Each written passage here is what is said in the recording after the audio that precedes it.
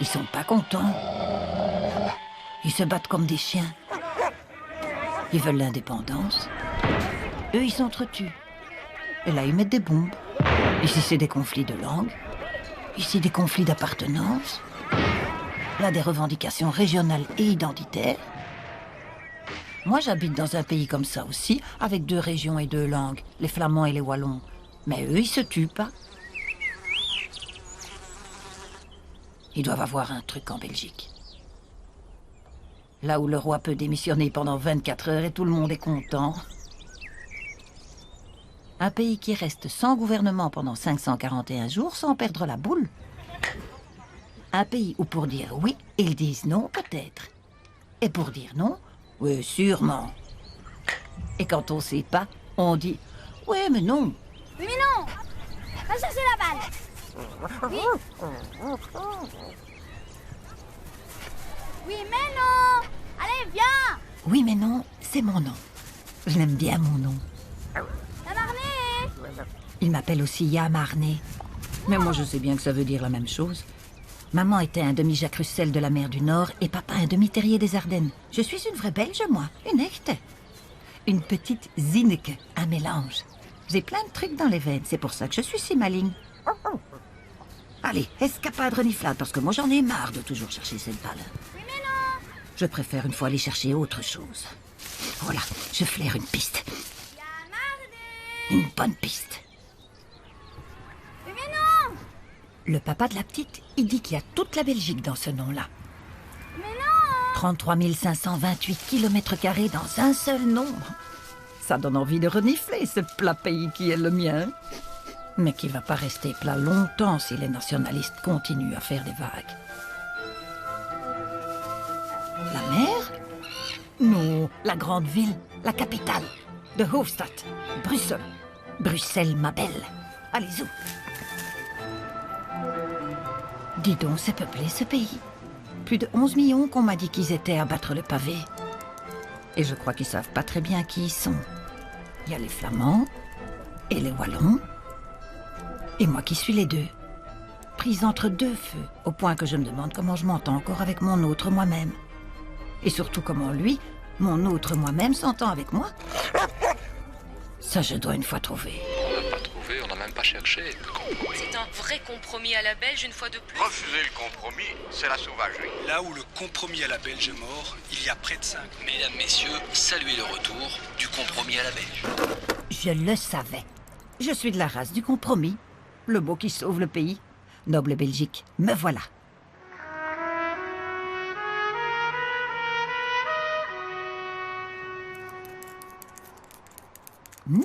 Ça sent l'idylle politique à pleine truffe ici.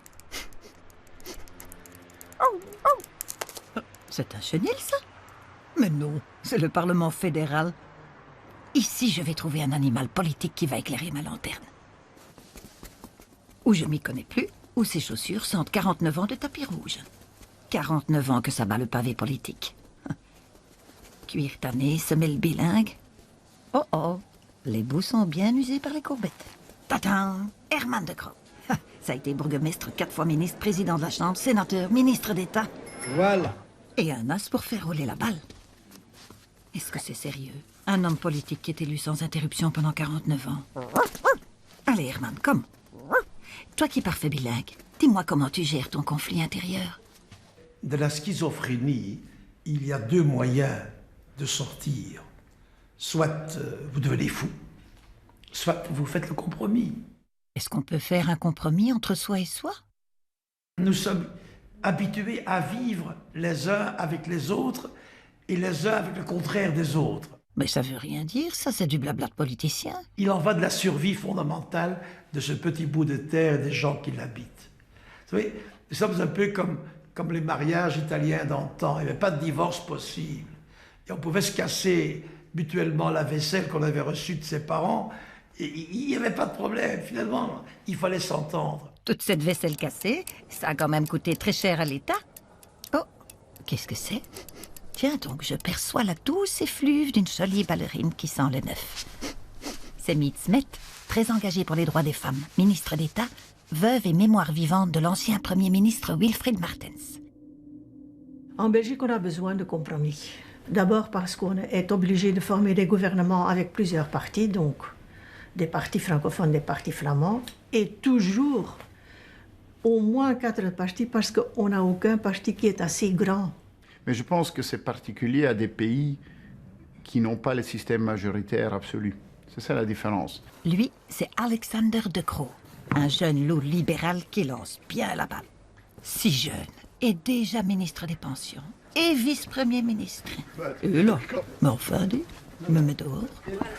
C'est un petit de la portée d'Hermann, du bon élevage politique. Des pays comme la France, comme le Royaume-Uni, les États-Unis, où il y a un système où en fait c'est le plus grand qui prend tout, on pousse toujours vers 2 partis. On pousse toujours vers la gauche et la droite. C'est comme ça dans tous les pays majoritaires. En Belgique, ce n'est pas comme ça. En Belgique, nous avons un système de proportionnalité. On a déjà eu des gouvernements à 6 ou à 7, donc on est obligé de faire des compromis, si on veut ou pas. Et si on veut pas, on tombe. Allez, je vais voir ceux des Belges qu'on oublie toujours. Nos cousins germaniques des cantons rédimés, ceux qui m'appellent Ja Odernein avec un fort accent du berger. Les Belges sont les champions en toute catégorie du compromis. La raison est très fondamentale. Elle peut même être un peu inquiétante. Alors dis-moi, est-ce que tu es un chien flamand, wallon, bruxellois ou germanophone? Ah, ne m'embrouille pas, Karl-Heinz Lamberts. À 4, c'est vraiment trop compliqué. Depuis qu'elle existe, la Belgique est traversée par les tensions entre les flamands et les francophones. C'est congénital, ça restera comme ça. Et aussi longtemps qu'existera la planète, on n'aura jamais un jour où, au matin, les Flamands se lèveront et penseront d'abord à quel des francophones ils devront donner une bise, comme on dit, et vice-versa aussi.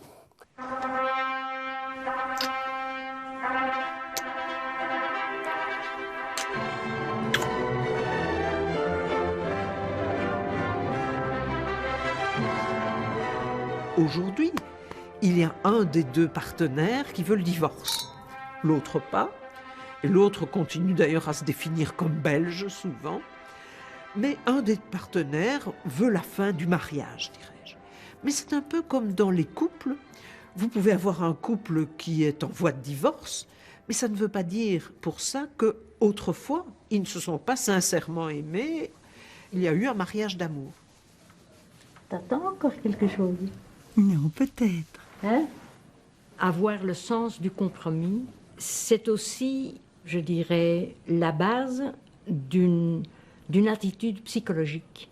Et qu'un compromis n'est pas une honte, ça c'est quelque chose qu'on a vraiment intériorisé. Je reprends la phrase de Jacques Brel, qui dit « Avec un ciel si bas qu'il fait l'humilité ». C'est effectivement, en règle générale en Belgique, un profil. Ah! Et toi, ton profil à toi, Laurette, c'est quoi? Est-ce que tu sais que je suis la ministre du bien-être animal, au moins? Hein? Non, je ne savais pas. Toi, tu te sais lancer une balle, hein? Mais je sais que tu es ministre non-stop depuis 22 ans. Tu as fait tous les portefeuilles. Affaires sociales, emploi, justice, enseignement, culture, santé. Et maintenant, vice-première ministre. Tout ce que tu dois connaître, dis-toi. C'est magnifique. Tu me donnes? Et tout ça pour nous. Nous sommes assez humbles. Et donc, au niveau politique, l'humilité, qui ne doit pas être vue négativement, ça n'empêche pas l'ambition, mais cette humilité-là permet peut-être non seulement d'avoir ses propres convictions, mais d'essayer de comprendre celles de l'autre. Ah ben tiens, justement, voilà un autre. Dis, c'est quoi tes convictions à toi? Marquer ton territoire ou laisser pisser? Les Belges sont toujours conscients de la présence de l'autre. Il y a toujours l'autre. Même si on ne le voit pas, même si on ne l'entend pas dans la vie quotidienne, on sait qu'il est là. Et par exemple, dans le monde politique, où le compromis prend toute son ampleur, évidemment, on sait que dès le début, il faudra tenir compte d'un autre. Cela explique cette attitude où on accepte par principe le compromis, ce qui est paradoxal, évidemment. parce que le compromis est un peu l'abandon de certains principes. Mais non, en Belgique, le compromis est une matière de principe. Il y a quelque chose dans la psychologie belge qui fait qu'on est conscient du fait que s'entendre avec les autres, ça peut finalement aussi vous donner quelque chose. Donc vous ne lâchez pas uniquement, vous recevez aussi. Ce serait ça le compromis à la belge? Un bon compromis à la belge, c'est un compromis où on ne voit pas qui a gagné, où tout le monde peut dire qu'il a gagné. C'est un accord qui implique des concessions mutuelles. Il faut que chacun accepte moins que ce à quoi il estime avoir droit. C'est un art de faire contre sa volonté avec l'autre. Le bon compromis réussit, le compromis réussit. Le bon compromis, c'est le compromis où personne n'est content. Le compromis ne doit jamais être une compromission. Si la solution est trop satisfaisante pour une partie des négociateurs, c'est un mauvais compromis. Tout le monde doit sortir avec une mine mécontente. Vivre le compromis à la belge, c'est ne pas vouloir avoir raison tout seul. On fait ça comment? On cherche une solution win-win. On cherche une solution où chaque partenaire peut avoir l'impression qu'il s'en sort en ayant gagné quelque chose sans avoir perdu le tout.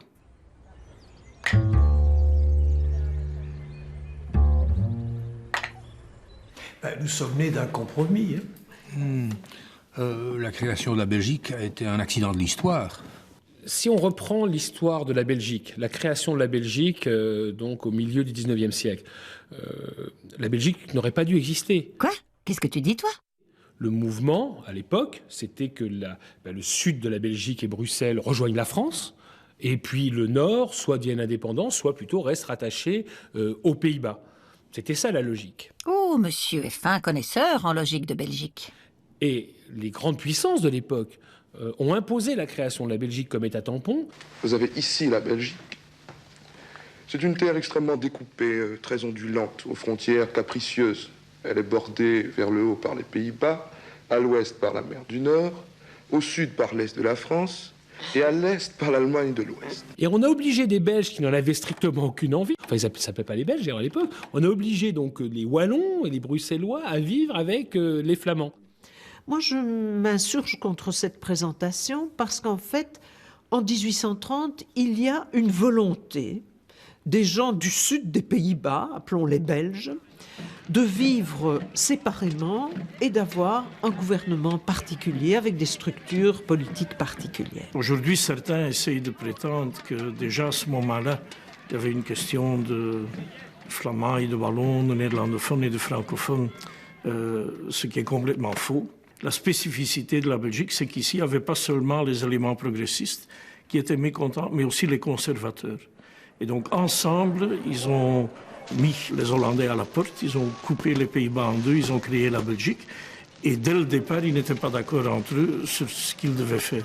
Ils savaient ce qu'ils ne voulaient pas, les Hollandais, mais ils ne savaient pas ce qu'ils voulaient mettre à la place. Ce n'était pas tellement une combinaison de germanique et de latin, mais plutôt une combinaison de cléricaux et d'anticléricaux, qu'on a appelé l'Alliance Monstre, je crois. L'Alliance Monstre, qui était unique en Europe, nulle part il y a eu des alliances de ce type-là, autour de clivages idéologiques aussi profonds que les catholiques et les libéraux. Donc à partir de là, il fallait créer un système qui puisse tenir dans le temps et qui exclut le conflit. Qui empêche un affrontement qui pourrait déboucher sur une partition du pays. Et tout le système politique belge, il a été créé autour de cela.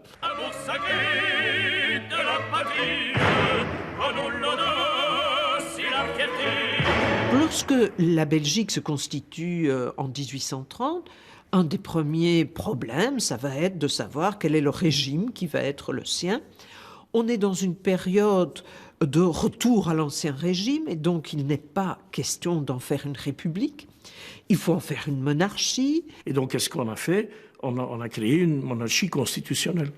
Ce qui fait que le roi n'est pas roi de la Belgique, mais des Belges, et qu'il n'est pas sacré par Dieu et pour l'éternité, mais qu'il prête serment, c'est-à-dire qu'il signe un contrat d'emploi et qu'éventuellement, s'il ne le respecte pas, il peut recevoir son préavis, ce qui est d'ailleurs arrivé avec un roi pour 24 heures.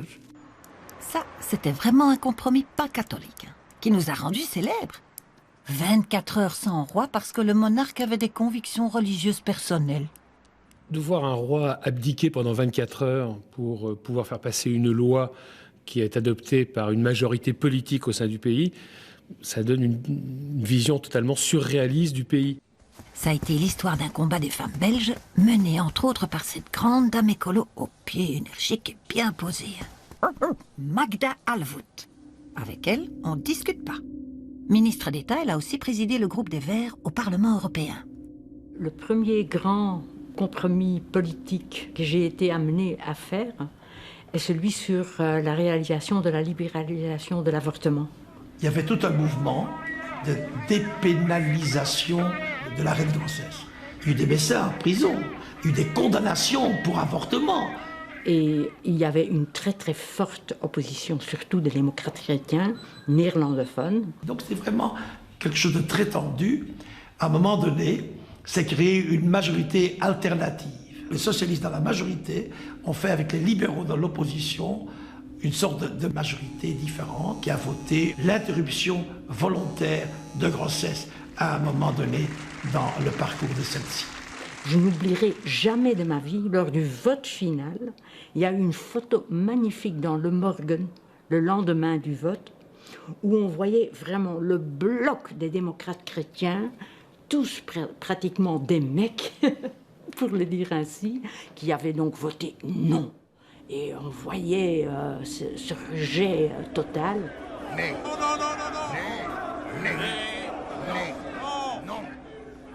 Je me souviens fort bien qu'à une visite que je faisais au roi Baudouin, rentrant dans son bureau par la terrasse, il se tourne vers moi et me dit en néerlandais, mais je vous le dis en français, je ne signerai pas.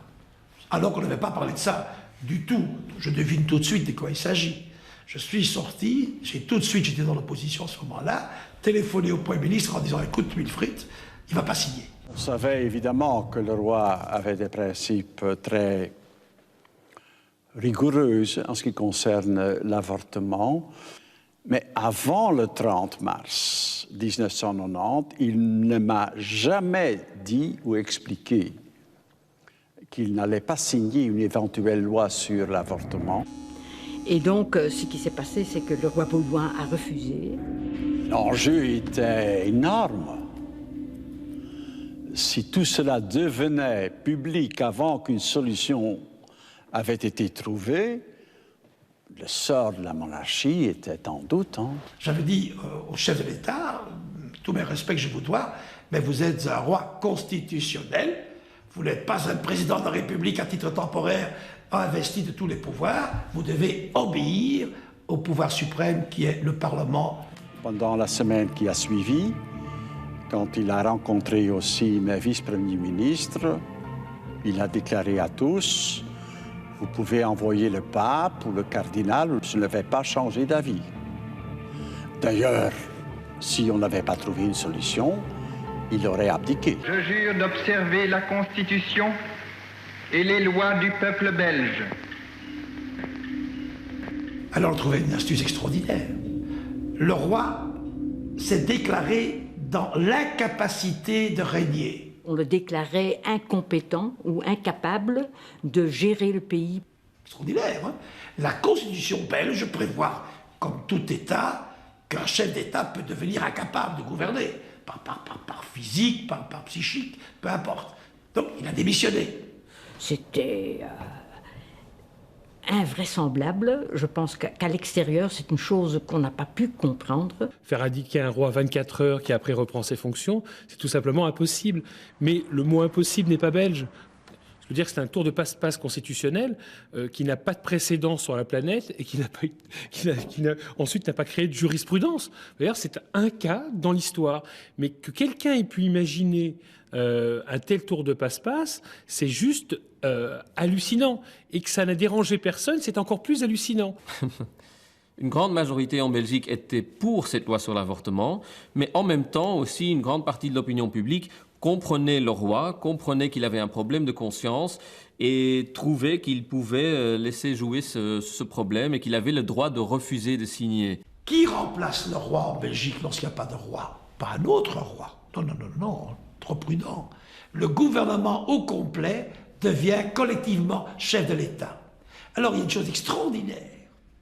La loi sur l'avortement a été publiée. Elle a été signée par qui? Par tous les ministres du gouvernement, y compris les ministres socio-chrétiens, chrétiens, catholiques, qui étaient farouchement, avec conviction contre. Le compromis consiste dans le fait que mon parti n'a pas laissé tomber le gouvernement. Et si mon parti avait dit on n'est pas d'accord et on sort du gouvernement, le gouvernement avait tombé. Ça, c'est le compromis. Ça a duré quelques heures. Retour de Sa Majesté le Roi, dont l'incapacité de conscience avait ainsi pris fin, et c'est passé presque comme une lettre à la poste. Et d'ailleurs, dès le lendemain de la reprise de fonction du roi, c'était business as usual. Bon, oui, le roi a abdiqué pendant 24 heures, and so what? Est-ce que vous avez vu des grandes manifs dans le pays? Est-ce que vous avez vu des gens protester contre un tel tour de passe-passe constitutionnel? Non, il ne s'est rien passé. Oui, c'est parfois borderline. Les compromis se font parfois à la limite de la légalité, mais tant qu'on c'est accepté par tout le monde, on le fait. Ça, c'est fort pour un pays dont le Parlement est situé rue de la Loi.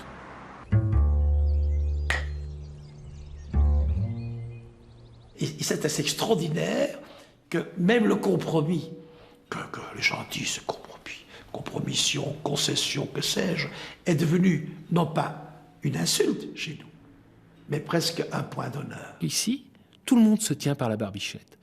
La Belgique est le seul pays, peut-être avec la Corée du Nord, je suis très méchant, où il n'y a pas d'opposition politique.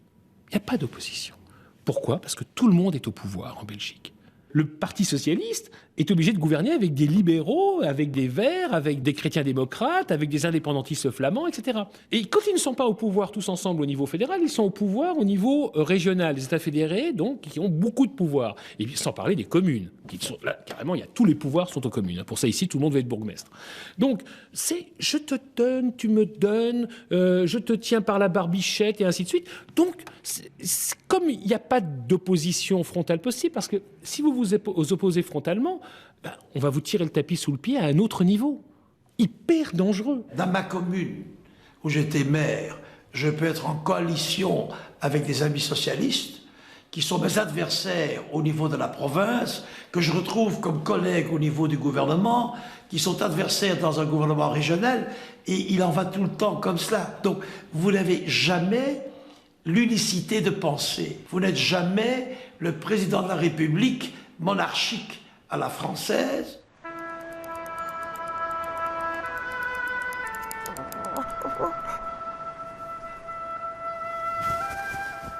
Ce qui est sûr, c'est que les Belges ont peu de sentiments nationaux. Le drapeau, par exemple, qui fait l'objet d'un culte dans beaucoup de pays, il sort en Belgique lors des matchs. Mais en temps ordinaire, il est plutôt galvaudé, je dirais, et notamment par quelque chose d'étrange, c'est que les bons torchons, ce que nos amis français appellent la serpillière, de bonne qualité, ont forcément le drapeau national sur le bord. Ce qui fait que des centaines d'habitants ici essuient leurs pieds sur le drapeau national, ce qui, dans d'autres pays, vous vaudrait la prison. Mais souvenons-nous d'un Premier ministre, Monsieur Le Terme, qui, au lieu d'entonner la Brabançonne, entonne la Marseillaise. Et la Brabançonne, vous la connaissez? Un peu, oui. Allez-y. Allons, enfants de la patrie, le jour de gloire. C'est vraiment la Brabançonne, ça. Pardon? La Brabançonne, c'est vraiment ça. Je sais pas. On peut mal imaginer que Obama se trompe d'hymne national et chante l'hymne national canadien, ou que François Hollande entonne l'hymne italien. Mais en Belgique, c'est possible que le Premier ministre se trompe et entame la Marseillaise au lieu de la Brabançonne. Bâtard, tu es. Tu l'étais, tu le restes. Cette absence de nationalisme, c'est aussi un éloge de la bâtardise. Pensons à nos réjouissances bruxelloises qui s'appellent la Zineke-parade. Qui est une sorte de grand cortège festif auquel on fait participer, en fait, tout le monde, et d'abord les gens qui ont le moins facile à avoir accès à la vie culturelle. C'est génial de savoir que cette ville est capable de créer un folklore nouveau qui correspond à sa multiculturalité d'aujourd'hui. Et ça aussi, c'est le compromis, c'est vivre la complexité. Il ne faut pas soustraire, il faut additionner. Quand on regarde les conflits ethniques dans le monde sur les 2 derniers siècles, la Belgique en sort extrêmement grandie parce qu'elle a su négocier une multi-ethnicité de manière extrêmement pacifique. C'est un Zineke de quoi? C'est un Zineke van wat? Zineke perspicace, mais ça ne se demande pas. Je te demande, moi, ton ADN? Alors le Zineke, c'est un petit chien qui est un mélange entre un lévrier afghan et un cocker, enfin entre n'importe quelle race très diverse. Eh bien, le bâtard, c'est quelque chose d'injurieux dans beaucoup de langues, dans beaucoup de pays. Ici, à Bruxelles, la bâtardise est considérée comme quelque chose de positif. Et le Zineke se considère, c'est son auto-stéréotype, comme un petit chien, peut-être pas très réussi, un mélange de diverses races, mais un petit chien débrouillard, en tout cas.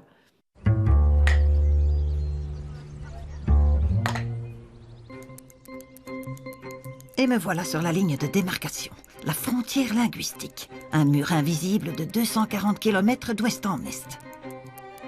Et ça zigue, et ça zague, comme ça depuis 1963, pour séparer le pays en 2. Franchement, ça sent pareil, d'un côté et de l'autre. Hein. Elle veut dire quoi, cette frontière? Qui a voulu ça? Les gens ou leur chef? Ici, totalement wallonne, et là, helemaal Vlaams. Un peu tiraillé quand même. Quel déchirement!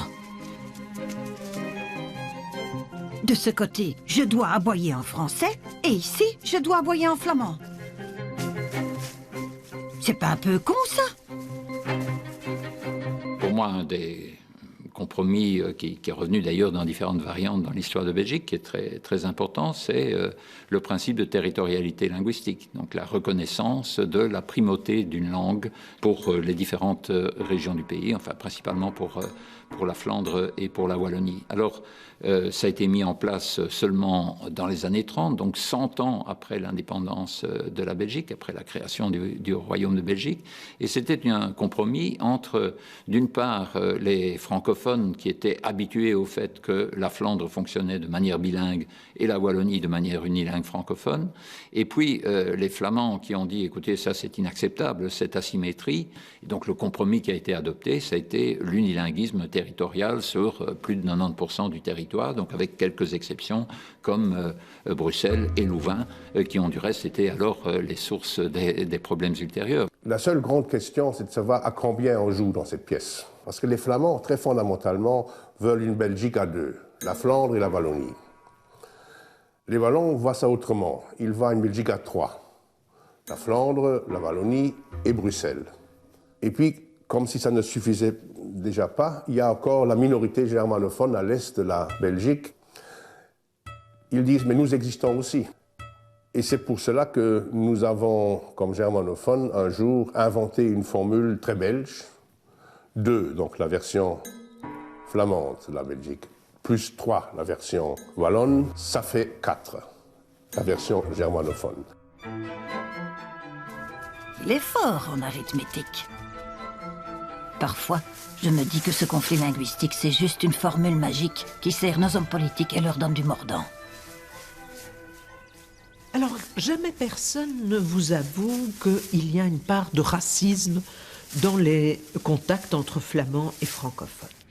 Et pourtant, si on prend les critères habituels du racisme, c'est-à-dire généraliser à tout le groupe des défauts ou des qualités qu'on a trouvés chez quelques individus, mépriser l'autre groupe, ne pas avoir d'intérêt pour ce qu'il fait, essayer de les expulser, etc., etc., eh bien, on voit que ces différents critères, en fait, ils sont à l'œuvre dans les relations entre flamands et francophones. Par exemple, lorsqu'il y a eu les événements de Louvain en 1968 qui ont fini par donner la scission de l'université, les étudiants flamands manifestaient avec Walen buiten. S'ils avaient manifesté avec un calicot disant les Juifs dehors, ou les Arabes dehors, ou les Noirs dehors, le monde entier nous aurait stigmatisés en disant c'est scandaleux, quel racisme, c'est pire que l'Afrique du Sud, etc. Mais là, c'était les Wallons dehors. Et donc, ça semblait une aimable plaisanterie interne.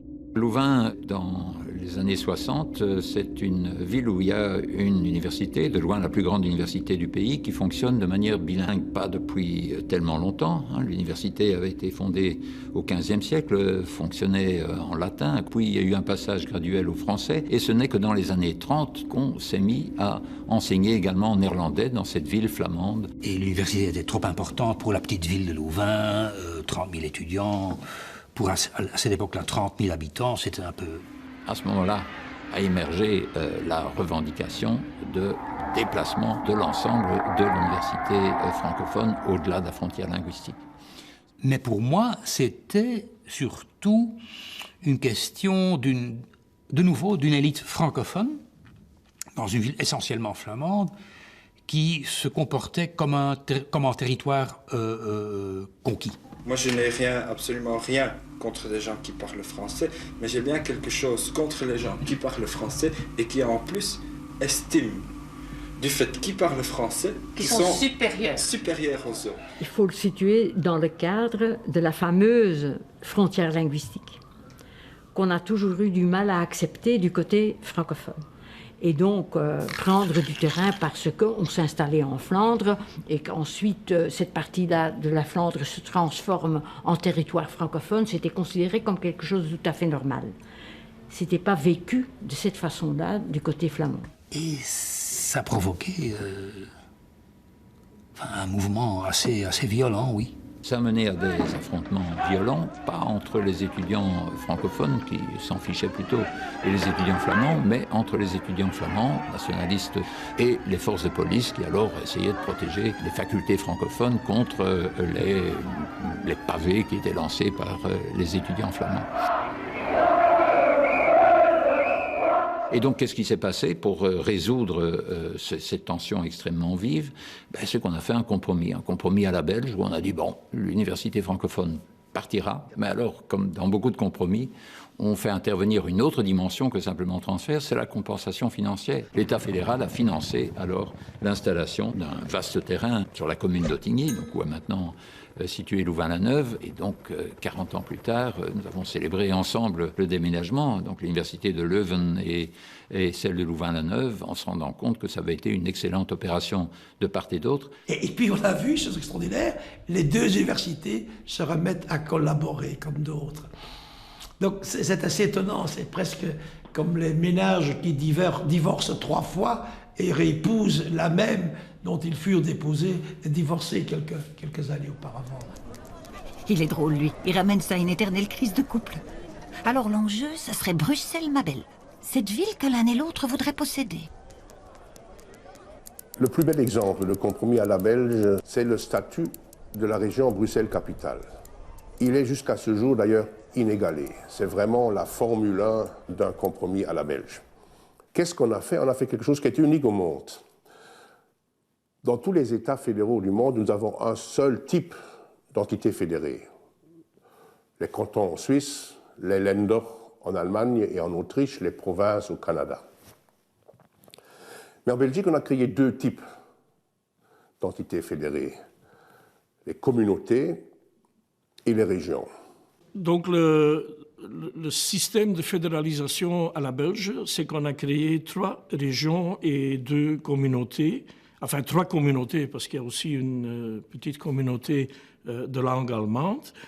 Mais sinon, le reste du pays est coupé en 2. Il y a une partie qui parle le néerlandais, une partie qui parle le français, et Bruxelles qui fait partie des 2. Nous avons attendu des années, mais des années, pour que Bruxelles soit reconnue comme une région à part entière, à côté de la Wallonie et de la Flandre. Nous étions une espèce de croupion, comme ça, de territoire croupion, qui errait d'une manière avec des compétences qui n'étaient pas claires, des moyens financiers qui n'étaient pas clairs. On considère que Bruxelles est une entité à part entière, à côté de la Flandre et de la Wallonie. Et ainsi, on a donné raison aux deux, mais on a évidemment mis en place quelque chose d'extrêmement compliqué. Il n'y a pas un Belge et pas un Européen qui comprenne quelque chose à ces architectures institutionnelles. Et en plus, ça coûte cher ces compromis. Toutes les institutions en double, les ministères en triple, les gouvernements en quadruple. Mais c'est le prix à payer pour que la balle continue à rouler. Si on va plus loin dans le détail, on verra même qu'au sein de Bruxelles, on a encore rendu les choses plus compliquées parce qu'on a prévu des systèmes particuliers pour donner des droits spécifiques à la minorité flamande ici à Bruxelles. De donner l'égalité politique à une minorité de 6 ou 7% par rapport à une majorité de 84 ou 85%, c'est une invention institutionnelle très belge. Là, c'est vrai que c'est un compromis. J'ai tout compris. Pour la paix des ménages, ils ont réinventé le calcul mental. 85% de francophones, 7% de néerlandophones. Et ils comptent même pas les étrangers. Et ça fait 50-50. C'est QFD. Donc la minorité flamande est formidablement protégée. Et il y a des congrès de juristes européens qui sont venus à Bruxelles et qui en sont sortis absolument éblouis de ce qu'ils ont trouvé en ce qui concerne la protection des minorités. Ce modèle peut être un bel exemple pour d'autres situations comparables. Effectivement, de temps en temps, des experts belges sont appelés à la rescousse en Bosnie-Herzégovine ou en Israël-Palestine. Alors, Israël-Palestine, on pourrait dire, d'un côté, c'est vraiment analogue à la Belgique, parce que c'est environ 11 millions d'habitants, c'est un rapport environ 60-40% entre les deux populations, qui diffèrent bien sûr par leur langue. En plus, un point central dans le conflit, c'est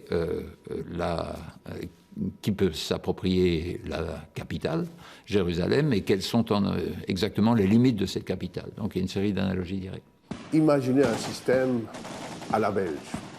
Pour le cas de Jérusalem, pourrait être une belle source d'inspiration, mais à une condition, évidemment, c'est qu'on laisse ces Kalachnikov à la maison. D'ailleurs, ce qui est fascinant dans l'histoire de la Belgique, et ça c'est un point positif pour le compromis, c'est qu'il n'y a jamais eu d'affrontement violent en Belgique. Jamais. Or, les oppositions sont extrêmement violentes en réalité. Les incompréhensions sont extrêmement violentes, équivalentes à celles qui existent en Bosnie-Herzégovine entre les Serbes et les musulmans. Par exemple, alors que dans d'autres pays, la relation entre deux communautés donnerait lieu à des affrontements, nous, on a le bon sens de dire à quoi ça mène. Essayons plutôt d'arriver à un compromis dès le départ, puisqu'on sait qu'à la fin, ce sera quand même un compromis.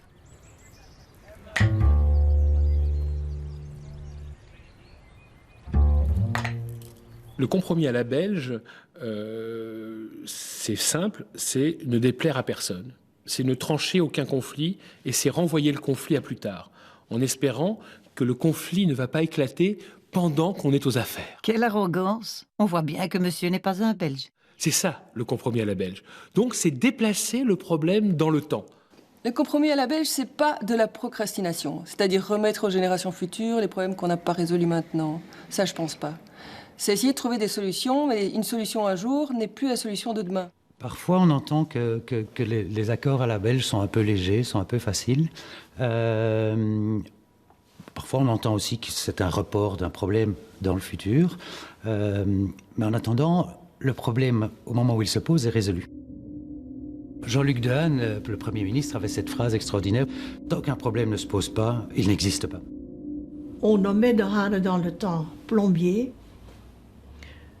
mais je crois que chaque compromis a une sorte de plombage. C'est presque impossible de le faire autrement parce qu'un compromis est toujours temporaire. Les institutions belges, c'est quand même un peu de la plomberie de pointe, on pourrait dire. C'est pas par hasard qu'on a appelé Jean-Luc Dehaene le plombier, donc parce qu'on l'appelait toujours à la rescousse pour trouver de nouveaux compromis, pour arrêter les fuites qu'il y avait ici ou là, pour mettre encore un peu de plus de tuyaux. Chaque Premier ministre a un peu sa technique de négociation aussi. Chacun est très différent. Et moi, j'ai déjà travaillé avec plusieurs premiers ministres. Ils ne se ressemblent aucun.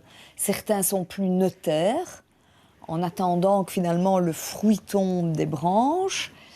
Et d'autres, au contraire, sont très intervenants. Il y a la stratégie de la séduction et du confort. Stratégie Verhofstadt.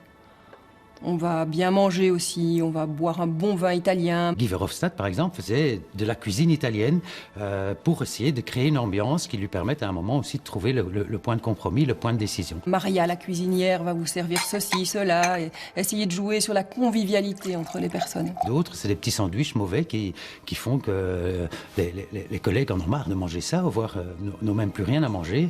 Il est tard dans la nuit et on force parfois le compromis comme ça. Vous vous retrouvez avec des chefs d'État de gouvernement qui ne prennent pas de douche pendant 48 heures, qui sont épuisés, à qui on donne des sandwichs absolument répugnants. Je me souviens d'une négociation comme ça, il était 11h du soir, et voilà mon patron qui téléphone au Premier ministre et qui lui dit « Moi j'ai faim, je vais ramener des frites ». On arrive à la friterie, et là, le ministre des Affaires étrangères retéléphone au Premier ministre et lui dit « Tiens, demande un peu aux différents vice-premiers ce qu'ils veulent comme sauce. » Et donc, il est arrivé après en salle du Conseil des ministres avec ses paquets de frites, avec la sauce que chacun avait demandé, avec des fricadelles, avec une série de choses comme ça, qui fait qu'en fait, ils sont tous partis dans un grand fou rire. Ça a complètement détendu la négociation. Et une heure et demie plus tard, tout était bouclé. Normalement, on devrait conclure ce soir, oui.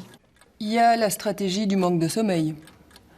On réunit tout le monde au finish, on dormira pas et on sortira pas de cet endroit sans qu'il y ait un compromis. Vous savez qu'on a déjà négocié pendant, je sais pas, 36, 40 heures d'affilée. Je ne prends rien pour rester éveillé. De temps en temps, lors des négociations, on a fait venir des boissons énergisantes. À minuit, on se dit, tiens, on va y arriver, on continue. Si à minuit, on dirait, on va y arriver, mais on va tous rentrer à la maison, on recommence demain, ça ne marche pas. Parce que tout le monde rentrera, parlera à ses collègues, parlera à son président de parti, qui dira « Oui, mais bon, peut-être que tu peux faire ça, peut-être que tu peux faire ça. » Le moment que tu reprends le matin, c'est fini. Un des ingrédients importants du compromis à la belge, c'est aussi le secret. Il faut se mettre avec quelques élites politiques, préférablement quelque part loin de tout le monde, dans un château, pour discuter ensemble. En 2007, on est à nouveau allé s'isoler dans le fameux château de Val-Duchesse, où on avait déjà trouvé des compromis linguistiques, notamment dans les années 1960. Mais entre-temps, il y a bien sûr les nouveaux moyens de communication, les nouveaux médias, il y a les smartphones, il y a les SMS. Et donc, on n'était plus vraiment isolé. Le château de Val-Duchesse était devenu une vraie passoire. Qu'en est-il du climat entre les acteurs? Est-ce que les choses se passent bien? Disons que nous vivons dans une période de changement climatique.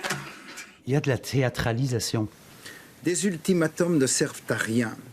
Ça, à la limite, je m'en fous. Ça peut entraîner des blocages, ça peut entraîner des crises de colère d'autres, parfois des colères très feintes. Il y avait ils sont tous capables de grandes colères, ces hommes-là. C'est assez intéressant à voir. J'ai assisté à des colères de, je crois, tous les vice-premiers ministres à un moment ou un autre, avec des claquements de porte. Moi, j'ai un tempérament un peu fort, donc il m'arrive effectivement de m'énerver ou de monter dans les tours. Donc, dramaturgie et puis soulagement, tout le monde est content, il y a un accord. Généralement, ça apparaît tard le soir ou alors parfois juste avant le journal télévisé pour dire il y a un accord. Tout le monde dit il y a un accord. Il y a un accord. L'opposition n'a éventuellement pas le temps de réagir et c'est parti. La communication alors peut se remettre en place. Parfois, on a l'impression à l'extérieur qu'ils dramatisent, comme si c'était inscrit sur un scénario d'une pièce de théâtre. À tel moment, il faut dramatiser. Mais non, évidemment. Tout est naturel. On essaye de trouver une solution. Ça ne marche pas. On s'énerve. Ou alors, on prend un autre chemin pour arriver à un compromis. Il y a des nouvelles idées. Ce que moi j'adore dans la négociation, c'est qu'elle nous oblige à être des créateurs. À savoir, mettre sur la table une idée tout à fait nouvelle, à laquelle peut-être personne ne pensait, et qui va permettre de trouver la solution. À la fin d'une longue nuit de débat et de négociations, on arrive avec une solution. Et tous ceux qui lisent cette solution sont perplexes. C'est tellement compliqué que personne ne comprend vraiment. Mais personne non plus devra avouer qu'il a perdu. Tout le monde pourra dire à sa façon qu'il a eu raison. Alors les choses se calment.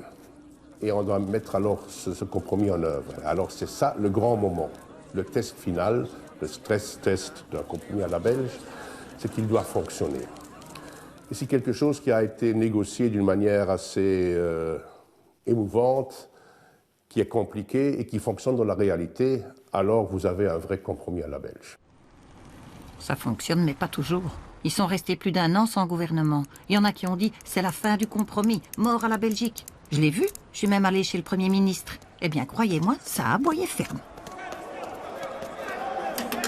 Pendant 40 ans, on a essayé de trouver des solutions pour ce problème qu'on appelle en Belgique Bruxelles-Halle-Vilvoorde. C'est la liaison entre Bruxelles et les communes avoisinantes qui sont situées sur le territoire de la Flandre. On ne peut pas dire que c'est un grand problème qui change la face du monde, pas du tout. Mais c'était devenu le cactus belge qui était dans notre poche et qui nous empêchait de faire quoi que ce soit. Quand il y a une dynamique de compromis, c'est un peu une boule qui commence à rouler.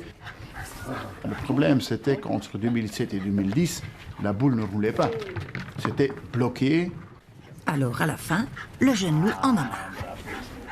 Il jette la boule et on va la chercher pendant 541 jours. Le gouvernement tombe, on se dit « ça y est ». On imaginait que ça pouvait arriver, mais ça arrive maintenant et ça va être le bazar. Il y a eu la manœuvre d'Alexandre de Croo de retirer la prise, qu'on dit en flamand, ça s'appelle de stekker uittrekken, ce qui veut dire couper le courant de façon brusque, un peu irréfléchie à mon avis, parce que une fois ce geste fait, c'était la débandade. Hein. On est un pays de fous pour ça. Il y a des problèmes économiques et sociaux terribles et on a un parti qui joue un jeu irresponsable et qui met la stabilité du pays, la situation des francophones, des flamands de ce pays en cause. Het gaat over het vertrouwen in België. Dat is gebeurd en dat is uw fout. Panique dans les rédactions, il va y avoir des élections anticipées. Donc, un peu après les élections en 2010, constat, du côté francophone, le PS a un excellent résultat. Par contre, en Flandre, coup de tonnerre, l'N-VA, le Parti nationaliste, avec Bart de Wever à sa tête, devient le premier parti flamand, le premier parti aussi du pays.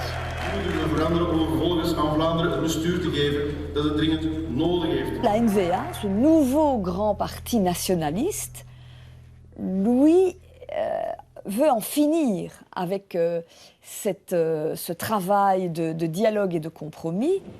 Alors, on passe du « je ne t'aime plus » à « je ne te connais plus ». Et moi non plus.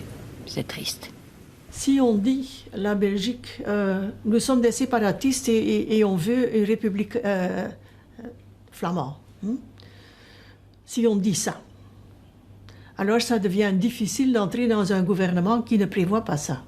Parce qu'on a pris une position tellement extrémiste, et en sachant que les autres partis ne veulent pas ça, et l'autre partie du pays ne le veut pas, c'est impossible de trouver un compromis sur ça. La crise dure et dans les rédactions, on passe par des moments d'agitation extrême avec la désignation d'un nouveau clarificateur, informateur, préformateur, médiateur. Enfin, et même les gens disaient un Bart de Wever, on va désigner, tout le monde rigole avec ça. Alors, en dernier recours, le roi demande à l'homme au nœud papillon d'essayer encore. Elio Di Rupo, un petit immigré italien, le président du PS, très investi. Il finira premier. Oser un compromis comme si c'était la mission de la dernière chance. Quel poseur. Mais pour négocier avec les Flamands, il doit d'abord étudier la langue de l'autre. Ik naam delen met onderhandelingen met Verhofstadt en daarna met meneer De Haan. Jamais la N-VA, donc les indépendantistes flamands, ne gouverneront avec les socialistes francophones. Ça n'arrivera pas. Ik dacht na eerste gehoor dat we minstens een ja maar zouden kunnen uitspreken, maar helaas. Il faut sauver le pays. On voit que ce n'est pas possible avec la N-VA. C'est là qu'on se dit comment on va faire. Puisqu'on constate que les autres partis flamands n'ont pas envie de venir autour de la table de négociation. Et on peut le comprendre. Ils nous disent, en Flandre, l'N-VA, ce parti nationaliste, est devenu le plus grand des partis, et vous nous demandez de les laisser dans l'opposition, et nous qui avons perdu, de venir autour de la table. Imaginez en plus la difficulté d'une négociation qui se fait sur base d'une crise institutionnelle et d'une crise économique profonde, avec des partis aussi dissemblables que les socialistes et les libéraux du Nord. Pour vous donner cet exemple, c'est vraiment le Nord et le Sud. La négociation n'a pas été simple. Elio a été plusieurs fois chez le roi, Elio Di Rupo, pour présenter sa démission. Donc c'est vous dire si à certains moments c'était tendu. En même temps, nous savions tous autour de la table que nous n'avions pas le choix. Si nous n'obtenions pas un accord, c'était une crise de la Belgique en tant que pays. Est-ce qu'elle allait encore pouvoir être inscrite vraiment sur la carte du monde comme pays? On ne sait rien faire. Hein. Ils ont qu'à se décider. Hein. Nous autres, on suit le mouvement. On devrait peut-être pas, on devrait peut-être se révolter. Mais je crois pas que les Belges sont prêts à ça.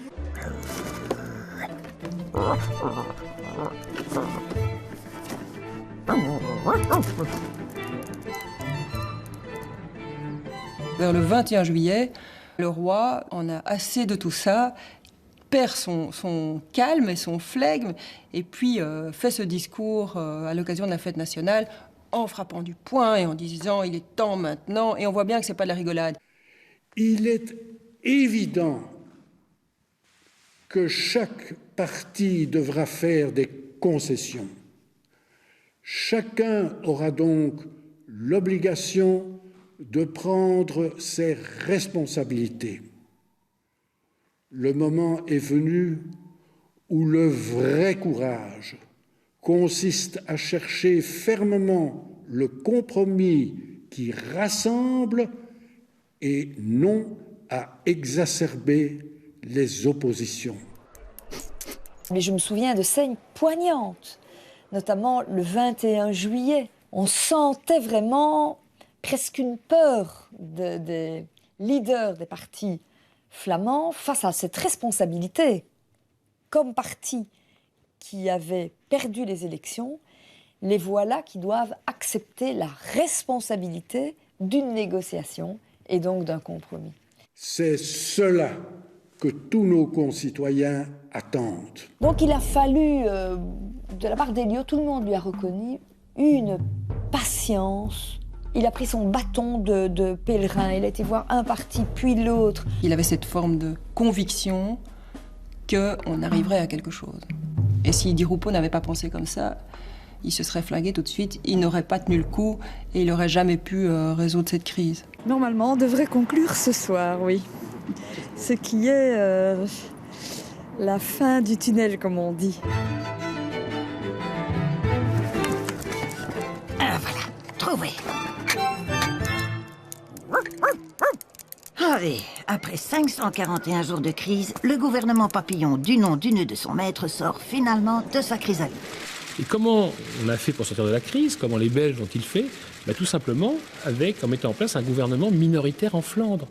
C'est quelque chose de fou, d'intenable à long terme. Pourquoi? Parce que la Flandre, c'est 60% de la population belge et les francophones, 40%. Et au nord, donc, vous avez le parti majoritaire, le parti qui a gagné les élections, qui est exclu du gouvernement fédéral. Il est à la région. Toujours compliqué en Belgique. Il est exclu du gouvernement fédéral. Donc vous avez un gouvernement qui ne représente pas la majorité des électeurs, de la part majoritaire de la population. Et je crois que le fait que les 540 jours finalement se sont terminés par un compromis bancal et à remettre sur l'ouvrage, cette année en particulier, en 2014, avec les élections, est finalement un signe de bonne santé malgré tout. Et la grande force de l'État fédéral, c'est quand même ça aussi qu'il faut dire, c'est qu'il a pu continuer de vivre.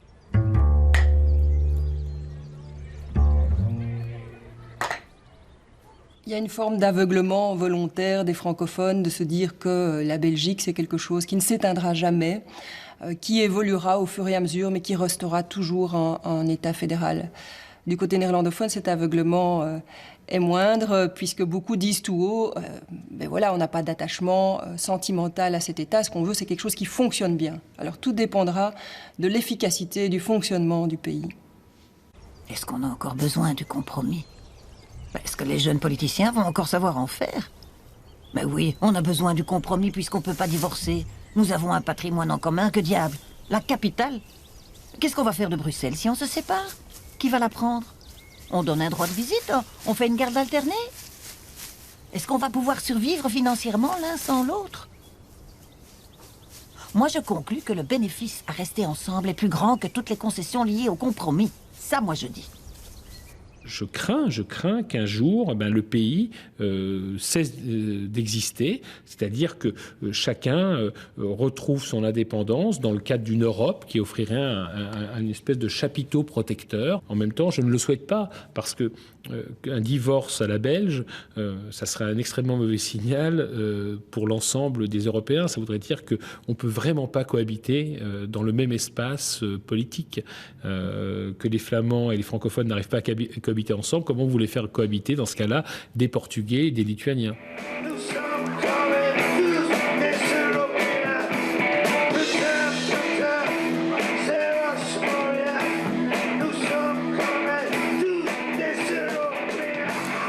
Ce serait un terrible échec, si la Belgique éclatait, de cohabitation, et ce serait une victoire terrible du chacun pour soi. Ça voudrait dire qu'on n'arrive plus à avoir une vision de l'intérêt général au-delà de ma communauté, mais ça peut devenir à ce moment-là mon village, et après mon village, ton village n'est pas le bienvenu et je ne paierai pas l'eau pour toi. On peut aller loin comme ça. Mon voisin, on s'arrête tout. Donc ce serait un vrai échec du vivre ensemble et finalement de l'humanisme, puisque l'être humain est quand même une famille en soi. Je suis contente d'être une Zineke belge, d'appartenir à ce peuple de bâtards européens qui a tout compris. En politique, puisqu'on va de toute façon terminer par un compromis, autant commencer tout de suite avec le compromis. Il fallait y penser et ils l'ont fait. Vive België, vive la Belgique!